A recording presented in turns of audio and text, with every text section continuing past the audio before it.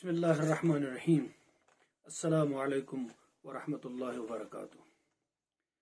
اس وقت میں ایک بہت ہی امپورٹنٹ ویڈیو آپ کے سامنے لے کر آ رہا ہوں۔ یہ ایشو ہم سب کا ہے، پوری سوسائٹی کا ہے، یہ صرف مسلمانوں کا نہیں ہے، یہ پوری انسانیت کا ایشو اب بن گیا ہے۔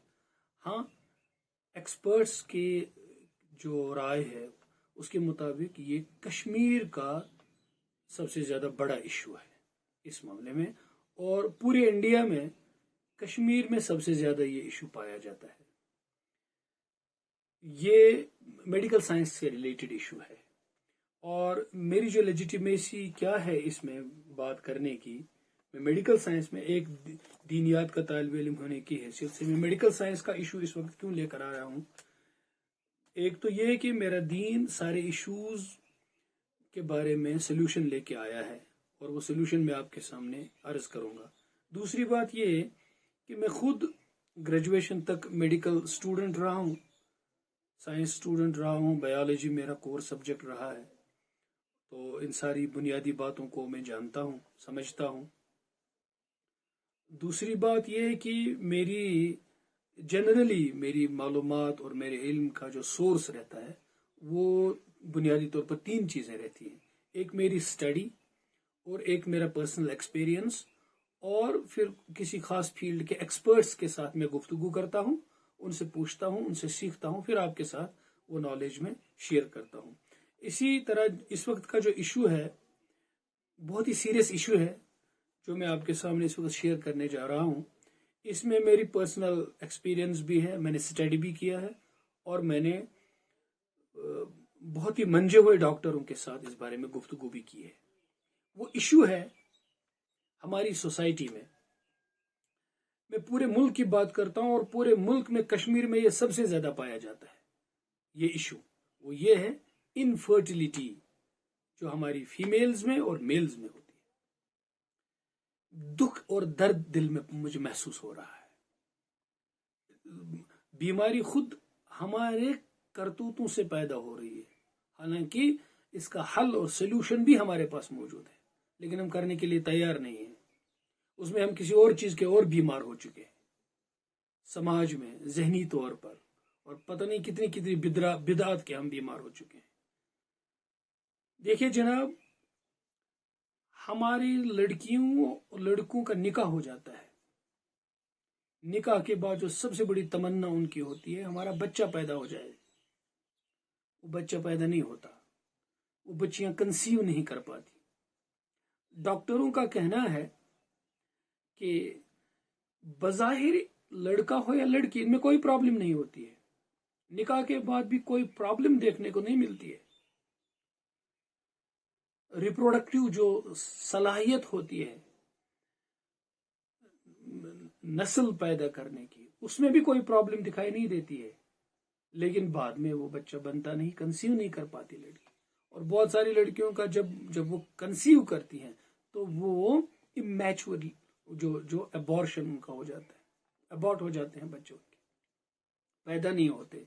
یہ مسئلہ ہر جگہ ہے، اس وقت پریشانی کا عالم ہے۔ اور انہوں نے یہ کہا کہ فیمیلز میں تو تھا، اب میلز میں بھی ہے۔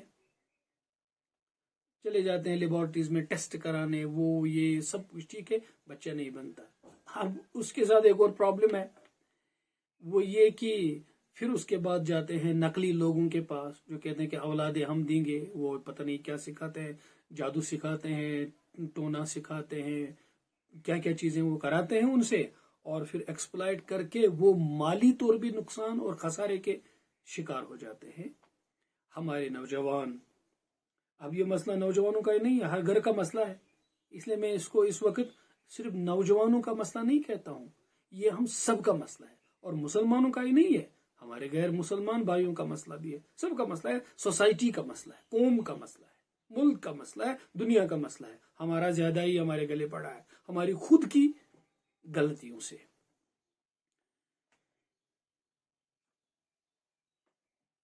ایک بات یہ اہم ہے، یہ کیوں ہو رہا ہے؟ اس سے پہلے تو نہیں ہوتا تھا۔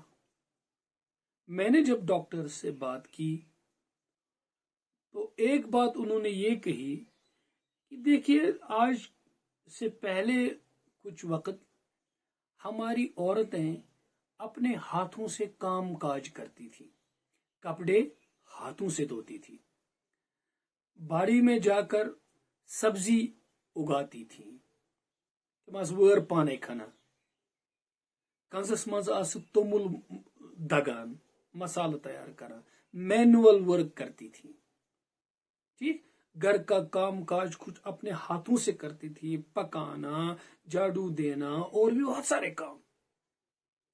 اس سے کیا ہوتا تھا، جب غذا کھاتا ہے آدمی، پھر ورزش کرتا ہے، کام کرتا ہے، تو وہ غذا کی طاقت اس کے بدن کے جو آرگنز ہیں، جو اعضاء ہیں، ان کو لگتی ہے وہ طاقت، اور ان کی گروتھ ہو جاتی ہے۔ جس طرح سے آپ کے پٹھے مضبوط ہو جاتے ہیں بدن کے، آپ کے انر جو آرگنز ہوتے ہیں وہ بھی بڑھتے ہیں، وہ بھی نشو نما پا لیتے ہیں، ان کی بھی مناسب گروتھ ہو جاتی ہے، ٹھیک۔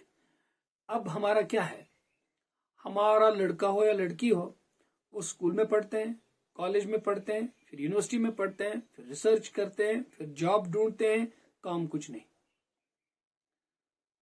کام کچھ نہیں کرنا، ورنہ پڑھے لکھے آدمی کو کچھ نہیں، بس پڑھا لکھا اور اب نوکری کے لیے در بدر کی ٹھوکریں، وہ ہاتھ سے کچھ کرنا نہیں جانتا ہے۔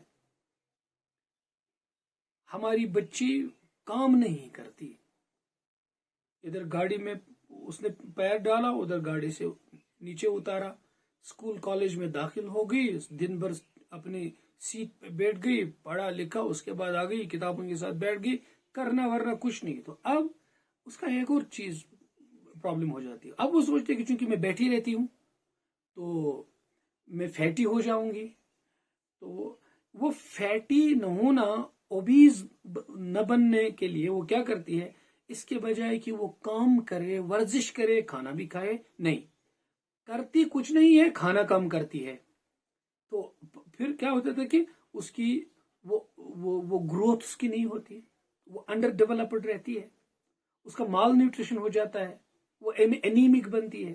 ادھر سے ایک اور پرابلم ہو گئی، ادھر سے بھی ناکارہ، ادھر سے بھی ناکارہ۔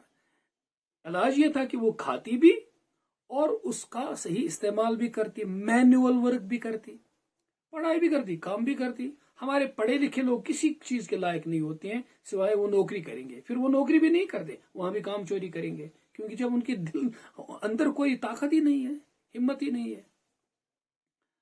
یہ بات بہت اہم ہے بھائی، یہ انفرٹیلٹی کیوں ہے، اس کی ایک وجہ انہوں نے کہا کہ ہماری جو ورکنگ لیڈیز ہیں، اب جو جاب کرتی ہیں لیڈیز، ان کا مینول ورک نہیں ہوتا ہے، وہ اپنے ہاتھوں سے کام نہیں کرتے۔ تو اس کے لیے اس بھائی کا مشورہ آپ کی خدمت میں یہ ہے، ایسے راستے گھر میں نکالیے کہ آپ کو خود کام کرنا پڑے، ورزش کرنی پڑے، چہل قدمی کیجیے، ورزش کیجیے، ٹھیک، واک کیجیے، یہ تو ٹھیک ہے، لیکن گھر کے جو کام ہیں وہ اپنے ہاتھوں سے کیجیے۔ آپ ریئرلی واشنگ مشین کو یوز کیجیے جب آپ کی بہت مجبوری ہو، ورنہ آپ کی زندگی میں کہالت آ جائے گی۔ اور ادھر ادھر کے کام خود اپنے لیے تیار کیجیے، گھر میں کام کیجیے، ہو سکے تو باغ میں، کھیت میں، اور اپنی پارک میں، اور اپنے سبزیوں کے بنانے میں، پھولوں کے کھلانے میں اپنے ہاتھ سے کام کیجیے۔ اب سارا کام آپ مزدوروں سے نہ لیجیے، اگر مزدور بھی ہیں تو ان کا ہاتھ بٹائیے، کام کیجیے یہاں تک کہ آپ کے بدن کی نشوونما ہو جائے۔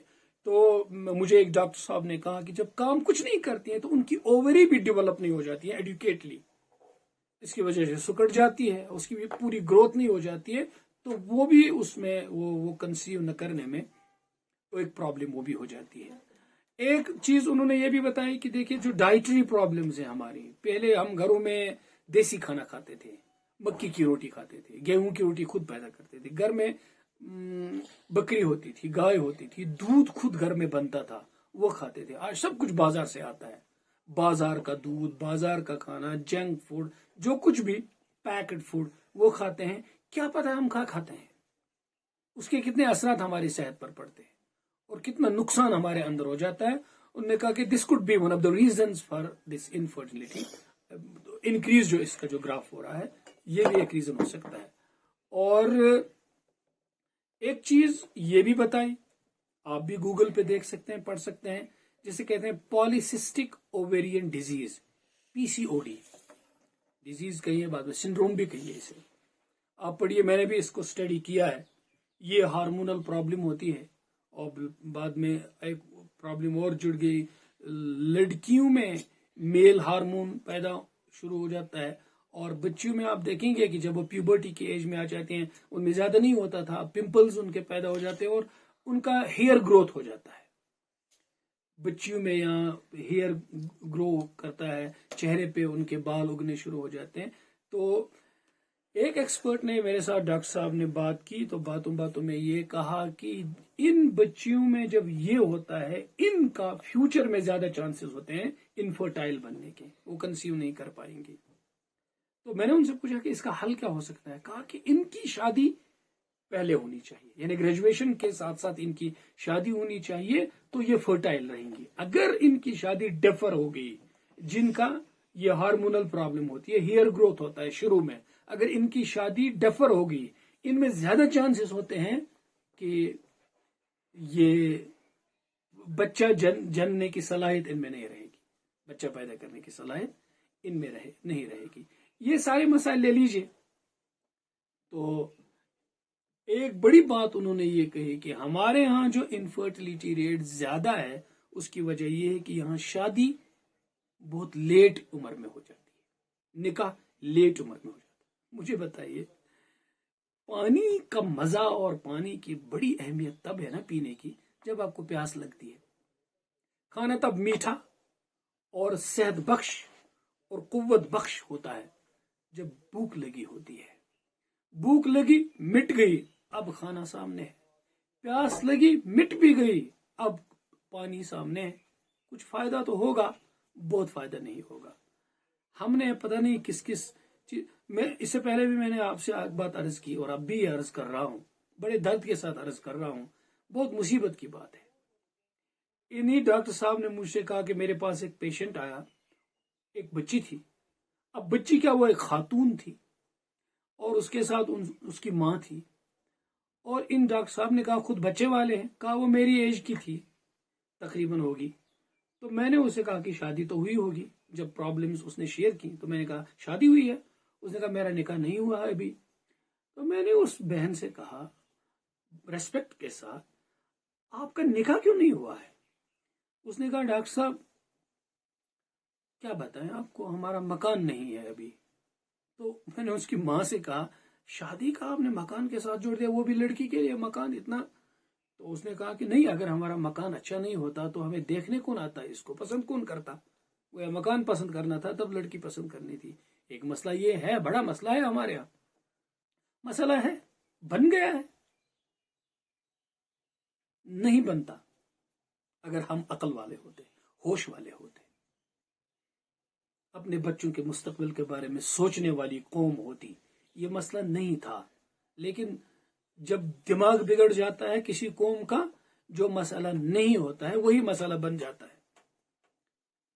ہم پڑھائی کرتے ہیں، بچوں کو پڑھائی کراتے ہیں، پھر ان کو یہ بتاتے ہیں کہ تمہارے رزق کا صرف ایک دروازہ اب کھلا ہے، کیونکہ تم نے پڑھائی کی ہے، تم نے گریجویشن، پوسٹ گریجویشن، PhD کیا ہے نا، تمہارے رزق کا خدا تعالیٰ کی طرف سے سارے دروازے بند ہو گئے، اب ایک دروازہ کھل گیا ہے، وہ ہے سرکاری نوکری۔ اب سرکار کے پاس اگر نوکری نہیں ہے تو سمجھ لو تمہیں بھکاری بننا ہے، کام نہیں کرنا ہے۔ ان پڑھ آدمی 100 کام کر سکتا ہے، اور پڑھا لکھا کچھ بھی نہیں کرتا ہے، صرف ڈپریشن، صرف ذہنی تناؤ۔ پڑھائی نہیں جی، پہلے پڑھائی اور پھر اتنی پڑھائی کہ کمپٹیشن ہے۔ گریجویشن سے کچھ نہیں ہوگا، پوسٹ گریجویشن سب نے کی ہے، اب ریسرچ کرنی ہے، اب PhD کے بعد پبلیکیشنز بھی ہونی چاہیے، اس کے بعد دیکھیے کچھ ایکسپیرینس بھی ہو۔ نکاح، ارے بھائی نکاح کی چھوڑ دیجیے، ابھی جاب پھر مکان پھر گاڑی، یہ سب کچھ کر لیا، اب نکاح۔ اب اگر مل بھی جائے تو کس لیے نہ انجوائے کر سکو گے، نہ کچھ فائدہ ہوگا۔ پہلا بچہ تب ہوگا جب خود بوڑھے ہو چکے ہوں گے، اب کھیلنا چاہو گے، دل میں وہ کھیلنے کی تڑپ بھی نہیں رہی ہے۔